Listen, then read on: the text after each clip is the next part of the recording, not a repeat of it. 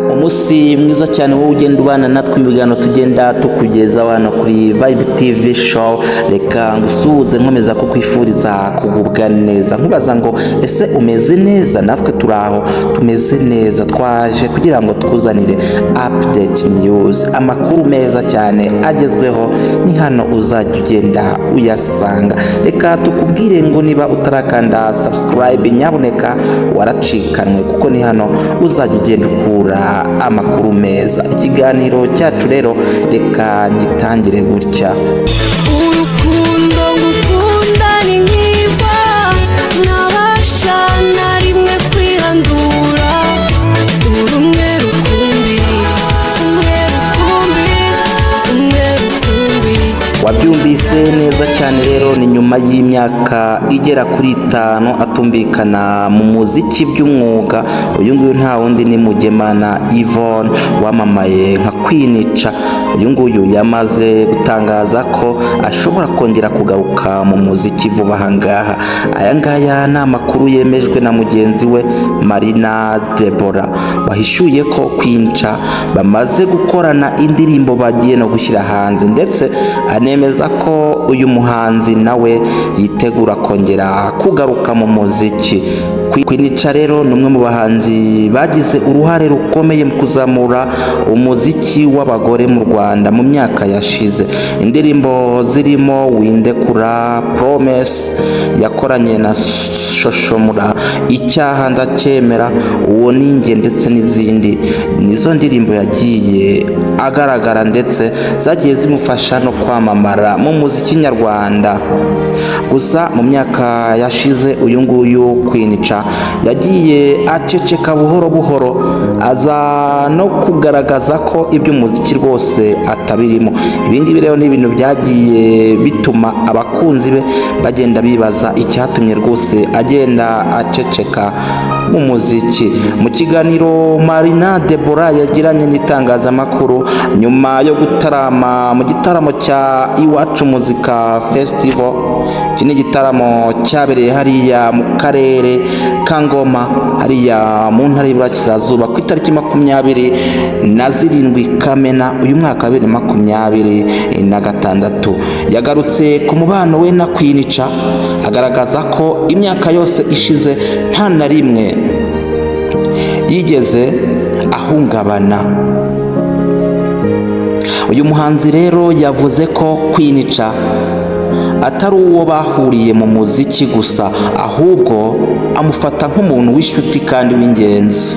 Yagize ati, njyewe na Kwinica ibintu byo guteranya indirimbo ntago ari byo byaduhuje, kuko n'ubundi dusanzwe turi inshuti z'akadasohoka. Uyu nguyu rero yavuyemo ibyo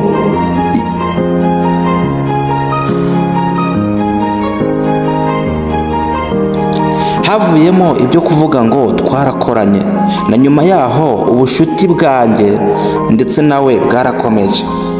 Uyu nguyu Marina yavuze ko umusaruro w'ubwo bushuti harimo indirimbo nshya bamaze gukorana, nubwo atigeze ayitangariza itangazamakuru. Ati, ni inshuti yanjye magara, ni mukuru wanjye kandi ndamukunda cyane. Rero indirimbo yanjye na Kwinica izaza vuba, muyitegure, ariko ntimugire ngo mvuze ejo mu gitondo cyangwa ejo bundi, ariko izasohoka. Kandi icyo nzi neza ni uko nawe agiye kongera kugaruka mu muziki. Aya magambo rero Marina Deborah niyo yagiye atangariza ikinyamakuru, avuga ko Kwinica ashobora kuba ari gutegura urugendo rwo kongera kugaruka mu muziki nyarwanda. Ubushuti bw'aba bombi bwatangiye kera. Marina na Kwinica sibwo bwa mbere bagiye gukorana indirimbo hano mu muziki w'u Rwanda. Aba bahanzi rero bamaze imyaka myinshi bakorana indirimbo, aho bakoze indirimbo zitandukanye zakunzwe cyane, harimo nk'iyitwa Dumi ndetse na Ikanisa. Iyi ngiyi ni indirimbo yanabamenyekanishije cyane ubwo nyine bayishyiraga hasi. usibye gukorana indirimbo bombi bakomeje kubungabunga umubano wabo hafi na hafi, ndetse buri umwe akajya afasha mugenzi we mu kibazo yagendaga ahura nacyo. Abakurikirana hafi na hafi umuziki bavuga ko kugaruka kwa Queen Cha byashimishije benshi cyane abagiye bakunda ibiganiro bye. Hashize imyaka 5 rero uyu nguyu Queen Cha atumvikana mu muziki. Queen Cha yatangiye umuziki mu mwaka w'2011, atangirira mu nzu yatunganyaga imiziki yitwaga Label Ibisumizi. Ahangaha yakoranaga n'abandi batandukanye harimo na Riderman. Uyu nguyu nyuma yaje gukomereza urugendo rwe mu muziki, aho yakomereje mu nzu yatunganyaga imiziki ya Demen Music Labels, imwe mu nzu zafashije kuzamura izina rye turarimenya hano mu Rwanda ndetse n'imahanga. Mu mwaka w'2021 rero Queen Cha yatandukanye na Demen, ibintu byakurikiwe no guceceka kwe mu muziki. Amakuru agaragaza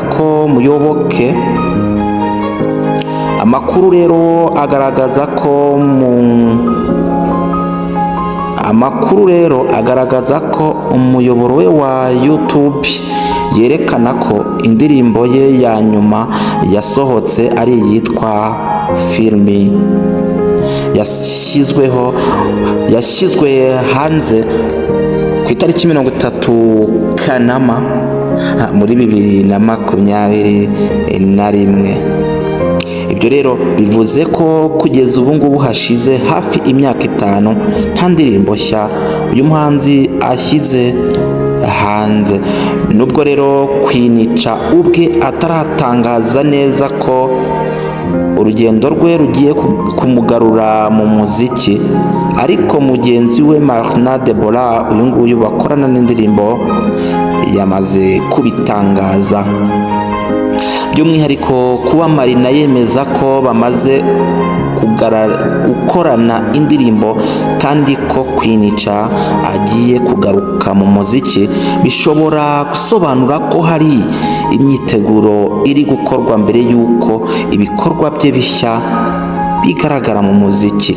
Marina rero akomeje kuzenguruka igihugu, aho ari kumwe n'abahanzi batandukanye mu bitaramo bya Iwacu Muzika Festival. Ahangaha biteganyijwe ko bizakomereza mu karere ka Muhanga, hariya nyine kuri stade ya Muhanga ku itariki 4 Nyakanga mu mwaka w'2026. Ngayo nguko rero ikiganiro cyacu reka tugisoza, ariko tukwibutsa ko turimo turavuga kuri Mugemana Yvonne wamenyekanye nka Queen Cha. Uyu nguyu byatangajwe ko agiye kugaruka mu muziki.